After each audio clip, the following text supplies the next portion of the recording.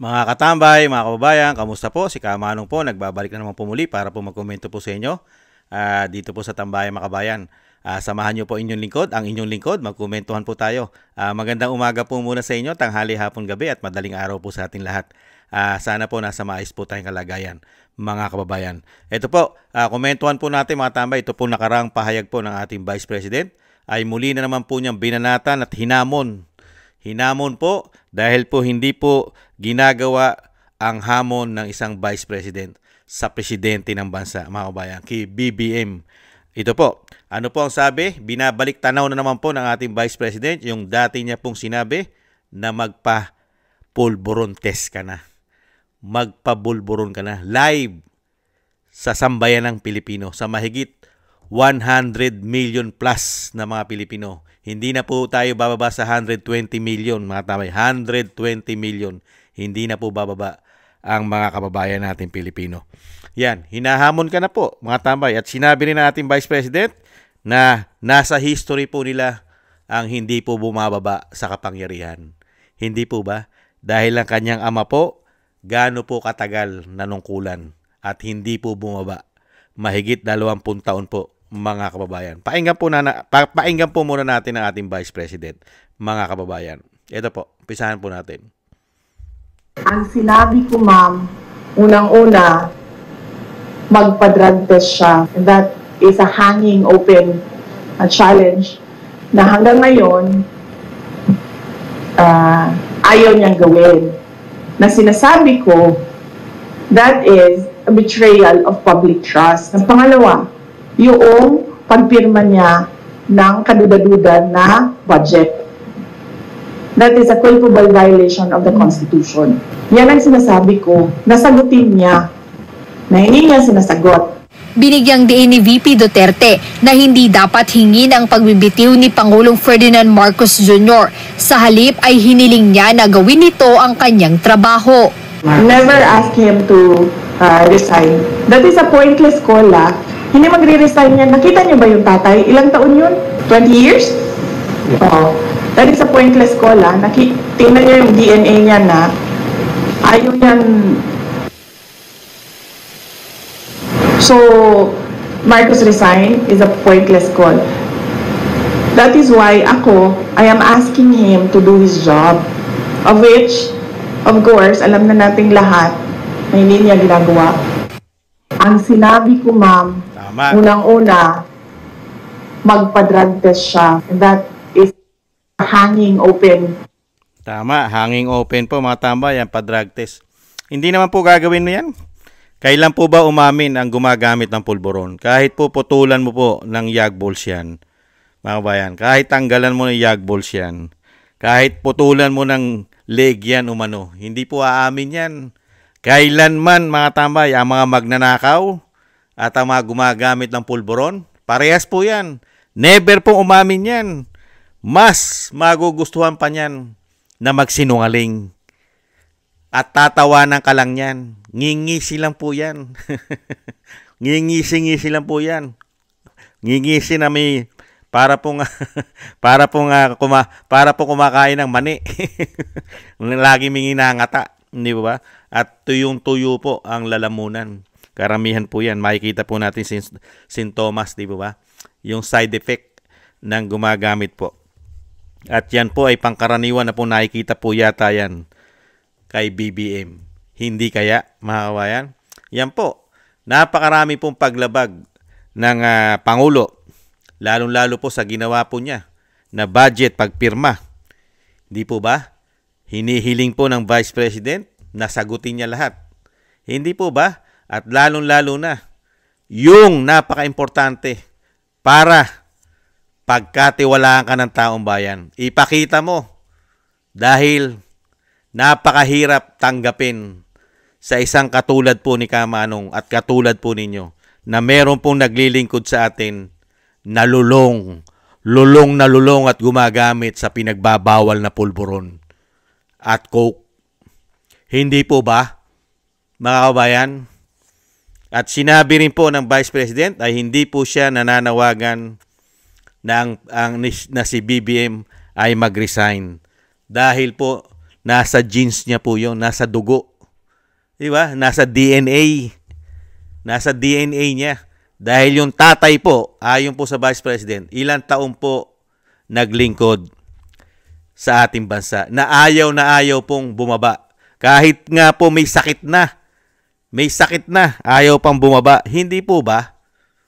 Kaya lang po bumaba dahil nagkaroon ng people power. Hindi po ba? Kaya to yung sinasabi po ng Vice President, gawin mo muna. Yan ang panawagan niya, gawin mo. Magpapulburon test ka. Di po ba? Ipakita mo sa taong bayan na hindi ka gumagamit ng pinagbabawal na pulburon. Hindi po ba? Ano kaya ang isasagot dyan ng attack dog, mga bayan? Meron naman po sagot ang attack dog dyan. Wala po sa batas. Hindi po inuobliga ng batas na ang isang pangulo, yan po sasabihin yan ay inuobliga na magpabulburon test. May sagot din naman po si Kamanong, mga bayan. Ano po sagot ni Kamanong? Wala rin po sa batas at hindi rin po inuobliga ng batas na ang mga politiko ay magnakaw sa pera ng bayan. Hindi po inuobliga yan. Hindi po pinag-uubra at wala sa batas ng ating konstitusyon na ang mga politiko pag nahalal at naging lingkod bayan daw sila kuno, ay pwede na silang magnakaw at magpayaman na magpayaman. Wala rin po yan sa batas. Hindi po ba? Wala pong iniwan yan. Pagka sumagot po ang garbage in, garbage out, na hindi pwedeng magpapulburon test ang Pangulo dahil wala po sa batas at wala sa ating saligang batas at wala sa ating konstitusyon, mga kabayan, ay sasagutin po natin. Wala rin sa batas na magnanakaw ang politiko. Hindi po ba? At magpapayaman at dadalhin pa ang pera ng Pilipinas o pera ng taong bayan sa ibang bansa. Tax-free. Hindi po ba? Pagka sila po, kasi pipigilan po nila ng pipigilan yan. Mga bayan. Hindi po nila pabababain. Pipilitin po nilang hindi bumaba.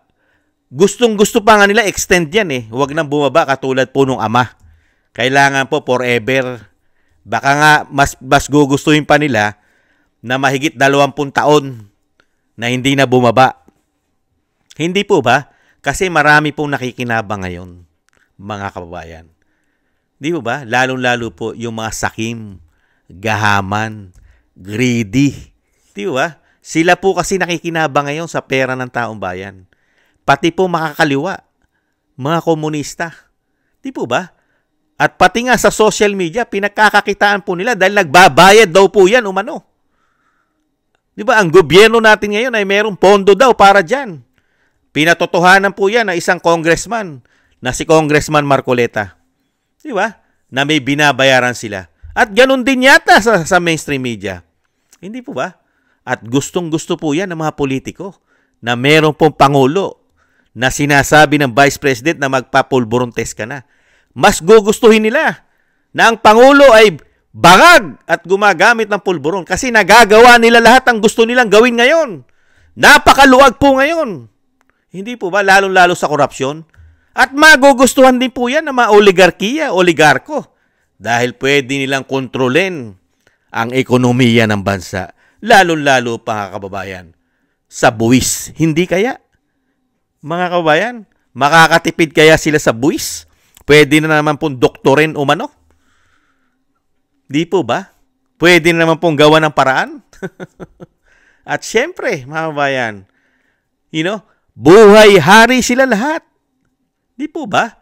Nakita nyo naman po ang ginawa ng Pangulo na may issue ng pulburon. Ano po ang ginagawa niya at ano ang achievement niya at ano ang ginawa niya? Di po ba? Lagi lang po nakangisi. Kahit po naghihirap at nagkakamatay na ang Pilipino, nakukuha pang tumawa at ngumiti. Hindi po ba? At ang achievement ay puro korupsyon, mga kababayan. Lahat halos ng departamento ay korap. Hindi po ba? Pati nga US di ba? Mismo ang Amerika nagpahayag. Ang bansa natin ay nabibilang na sa pinaka-worst lalo-lalo sa korupsyon. Pinangalanan pa nga ang BOC, ang Bureau of Custom, na grabe raw ang korupsyon. Ayon po yan sa Estados Unidos, ang custom. Grabe, no? Kaya dito po mga tambay, yung mapakatagal ng hamon ng Vice President, mga tambay, na magpa-pulburon test, tanggap na tanggap nga eh. Tayo lang pong matitino na hindi gumagamit ng pulburon. Ang hindi natin tanggap, ang ganyang pamamahala. At ayaw natin ng ganyan na Pangulo kung gumagamit siya na illegal na pulburon. Hindi po ba? Pero, pagdating naman po sa mga men in uniform, lalong-lalo po yata sa mga general, mas gusto po yata ng mga general na ang kanilang commander-in-chief ay gumagamit ng pulburon at coke umano. At gusto rin yata nila ang presidente bangag umano. Dahil pati yata sila'y naaambunan. Hindi kaya pati ang ating mga generals na nananahimik? Hindi po ba? Kaya nga systematic po ang ginawa po nila. Lalong-lalo po sa korupsyon. Dahil halos lahat po sila ngayon ay nakikinabang. Pati makakaliwa. Hindi po ba? Napakarami po. Nagsama-sama. Nakita nyo, isang babae lang ha. Isang babae lang ang pilit nila pinababagsak. Dahil ang dating Pangulong Duterte na ipatapon na nila. Pero ngayon, isa na lang ang kailangan nila pabagsakin. Babae pa! Sa pangalang Sara Duterte, isang Vice President. Yan na lang po ang pinagtutulong-tulungan po nila para bumagsak. Di po ba? At nang wala na pong pumigil sa kanila. At maghari na po sila tuloy-tuloy at tuluyan na silang maghari sa ating bansa. Hindi po ba? Mapagharian na po tayo ng mga gumagamit ng pulburon, mga makakaliwa, mga magnanakaw, mga kriminal umano. Di ba? At nandiyan pa ang sari-saring problema ng bansa. Mga smuggler nga lang hindi na nahuli. Mga pulburon lord. Di ba? Mahuhuli ba yan? Mahubayan? Sa tingin nyo? Mukhang pinagkukunan pa nila yata ng pera yan. Ayon sa Vice President, pinagkukunan din nila ng pera yan hindi po ba? Mga kabayan. Kaya nga po nagdiriwang sila ngayon At syempre, proud na proud po ang mga gumagamit. Ang gumagamit sa buong bansa, sa buong Pilipinas, ang gumagamit ng pulburon at coke ay nagdiriwang. Proud na proud po sila dahil nagkaroon po ng presidente na katulad nila umano. Kaya nagdiriwang po sila, nagpipiesta po sila. Tuwang-tuwa dahil po pwede palang maging Pangulo ang katulad nila na gumagamit ng pulburon umano. Pwede pala maging Pangulo kahit gumagamit ka ng pulburon. Kaya proud na proud po sila. Kaya nga pati sa social media, pinakikita na bumabatak pa sila. Dahil proud na proud sila dahil meron silang Pangulo na katulad nila, kauri nila umano. Hindi kaya? Mga kabayan? Kaya nga po nakakalungkot lang po mga tambay. Nakakalungkot lang po ang nangyari sa ating bansa. At syempre nakakalungkot din po sa kay Vice President Sara Duterte. Nakakalungkot po para sa pamilya niya. Dahil yung sinamahan niya po, ngayon niya lang natuklasan. Magmula nung maging presidente, sa kanya lang natuklasan na gumagamit pala ito umano ng pulburon. At talagang addicted na pala ito umano sa pulburon. Nakita niyo po? Kaya nga po, nakakapanghinayang. Talagang pagsisisi naman po talaga ay nasa huli. Wala naman po nagsisi sa una. Lagi pong nasa huli. Di ba? Kasi pinagbili na naman po siya ng tatay niya na wag mo samahan yan. Dahil may karga-karga yan tao na yan. Weak leader pa yan. At yan ay gumagamit ng pulburon. Bata pa lang gumagamit na yan umano. Ayon po sa dating Pangulo. Kaya nga lang po, hindi po nakita ni Vice President yon. Noong mga panahon na niligawan po siya ni Senadora Amy Marcos. Hindi ba? Kaya nga po, nakakalungkot po.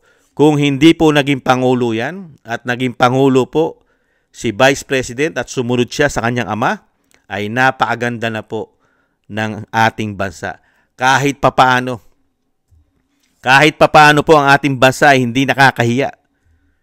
Hindi nakakahiya. Hindi mababalita sa buong mundo ang ating bansa ay korap. Hindi po ba? At hindi mababalita sa ibang bansa katulad ng Norway na ayaw palitan ang pera galing Pilipinas. Hindi po ba? Kaya nga lang po mga tambay, nasa huli ang pagsisisi. At sa isang banda naman, nakita naman po ng mga Pilipino ang tunay po pala ng pagkatao at lahi ng mga ito. Ganito po pala ang lahi ng Araneta, Romualdez at Marcos umano. Ipinakita na po, hayagan na pong ipinakita sa buong Pilipinas at sa buong mundo kung anong klase silang tao at anong klase silang leader sa ating bansa. Hindi po ba? Pati Amerika nagre-react sa sobrang talamak na korupsyon sa ating bansa. Mga kabayan, kaya po dito mga tambay, kaya nga po ang ating Vice President ay nasa kanila po talaga ang napakasakit na pangyayari.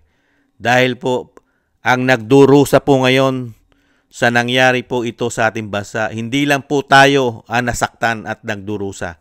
Higit ang pamilya Duterte. Dahil yung sinamahan mismo ng ating Vice President Sara Duterte ay siya pang nag-traitor sa kanyang ama. Yung tinulungan na sila'y mabalik sa Malacanang at naipalibing pa ang kanyang ama sa libingan ng mga bayani. Nakita niyo po, yung itinulong ng Vice President para manalo at maluklok, ano po ang ginawa pong kabayaran o pagtanaw ng utang na loob? Ipatapon ng kanyang ama na walang due process. Hindi po ba? At pabagsakin silang lahat ang pamilya Duterte. Higit sa lahat, ngayon, ang Vice President. Nakita niyo po yung sinamahan ng Vice President. Kaya kung nasasaktan po tayo mga kabayan sa nangyari po, mas higit po na napakasakit po yan sa nangyari po kay Vice President Sara Duterte. Kasi po lahat na nangyari sa ating bansa at nangyari sa kanyang pamilya ay siya po, di ba, dahil sa pagkakasama niya. Kung hindi niya po sinamahan itong pamilya na ito, sa tingin nyo, ang ating dating Pangulong Duterte ay nasa Davao lang po yan. At doon na lang po niya ini-enjoy ang kanyang retirement. Hindi po ba? At hindi na po makakabalik ang mga makakaliwang grupo. Hindi po ba? Hindi ko po sinisisi si Vice President, mga tambay. Talagang lahat naman po tayo yung nagkakamali. Mga kabayan. Meron din po kasi idinulot yan. Kasi kung itong pamilya na ito ay wala na po at wala nang tatakbo mga Duterte, patay po tayo, mga kabayan. Patay. Paghaharian na po nila ang bansa. Tuloy-tuloy na po. Kaya may maganda rin po nangyari, mga kabayan. Kailangan lang po natin magtiis. Dahil meron pang isang Duterte na pilit nilang pinababagsak na hindi nila mapabagsak. Hindi po ba? Kasi kung wala na pong Duterte at puro kaalyado na po nila ang mauupo sa ating bansa, saan pupulutin ang ating bansa? Mga kababayan. Kaya meron din pong nagawang kabutihan para sa bansa. Dahil nahayag po silang lahat.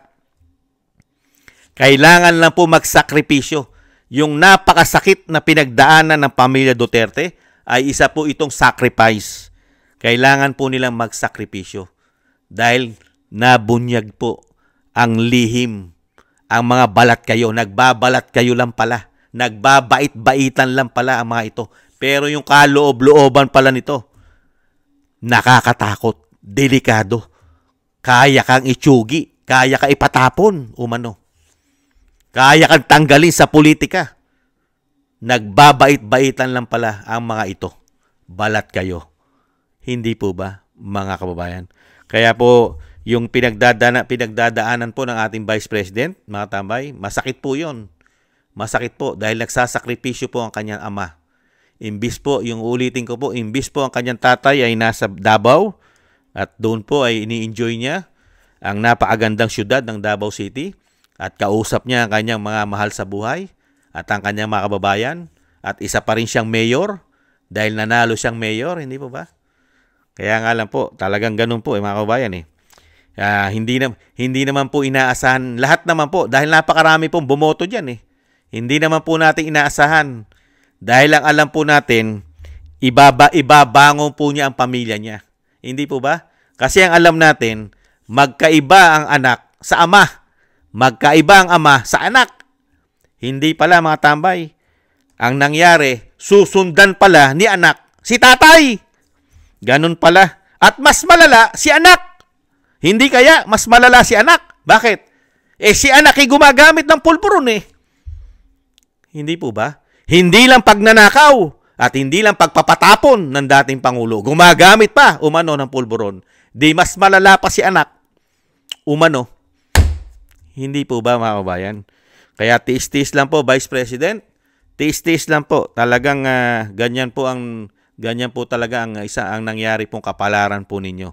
Dahil nga po mahirap naman po ang pagsisisi naman po nasa uli. Talagang kung babalik tanaw lang po natin, syempre hindi naman po nagkulang sa inyo. Hindi po nagkulang ng payo, advice, at syempre warning. Hindi po nagkulang ng warning. Nag-warning po ang dating Pangulong Duterte po sa inyo. At syempre po, nag-advise. Kaya lang po, talagang ganun po talaga eh. Kailangan po nating magsakripisyo. Sakripisyo. At yung sinasabi rin naman ng ating dating Pangulong Duterte, ay meron naman pong hangganan ng lahat. Ang lahat po ay may hangganan. At tanggap naman po ni dating Pangulong Duterte ang nangyari sa kanya, mga kabayan. Dahil una-una, may edad na raw po siya. At yung nagawa niya sa Pilipinas at sa mga Pilipino, ang kanyang panunungkulan, ay dadali naman po natin yon habang buhay. Yung nasa isip na po natin yon at nasa puso yung kanyang paglilingkod. Hindi po ba?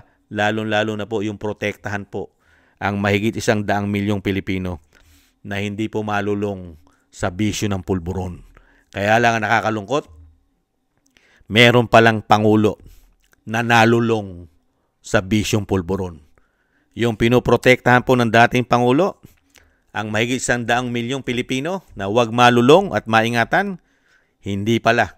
Meron palang isang Pangulo na nalulong, mga kabayan. Baka pati asawa, damay pa. Hindi kaya? At pati mga anak, at pati ang kalahi-lahian kaya nila, mga kabayan.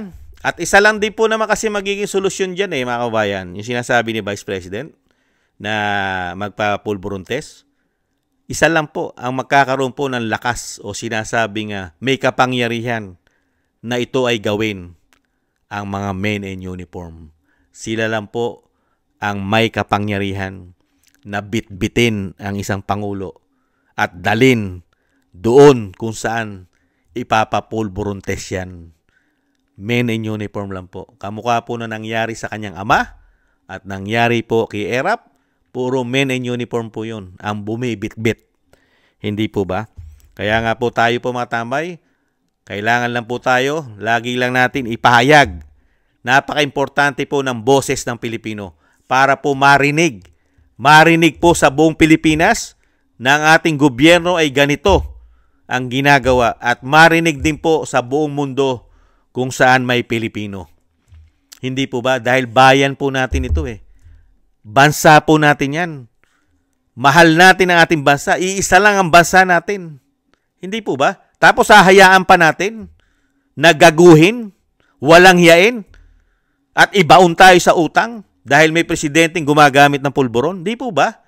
Masakit para sa isang Pilipino na ang ating bansa ay kahiyahiya, pati tayo, mga OFW nating kababayan, ay apektado sa kahihiyan. Hindi po ba? Dahil naghalal tayo ng gumagamit ng pulburon at naghalal tayo ng mga magnanakaw, di po ba nakakahiya? Ganun na ba? Ano sasabihin sa atin na ibang bansa? Ganyan na ba kabobobo ang mga Pilipino? Ganyan na ba katatanga ang mga Pilipino?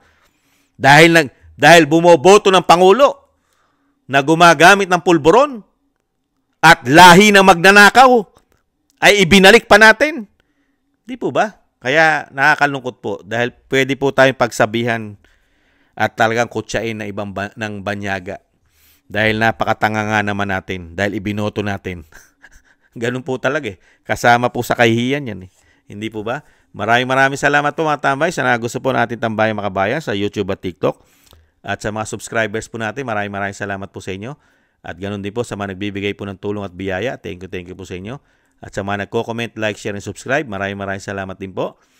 At sa mga dasal po natin, mga tambay, ay pagpatuloy po tayo na magdasal na maingatan po ang pamilya Duterte, ang ating Vice President, at ang dating Pangulong Duterte na sila po maingatan at mailayo sa kapahamakan.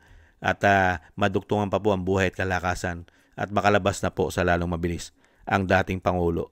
Thank you po sa inyong mga dasal. At siyempre po mga tambay, tayo rin po yung magdasal at nang tayo maingatan at ang ating buong sambayanan.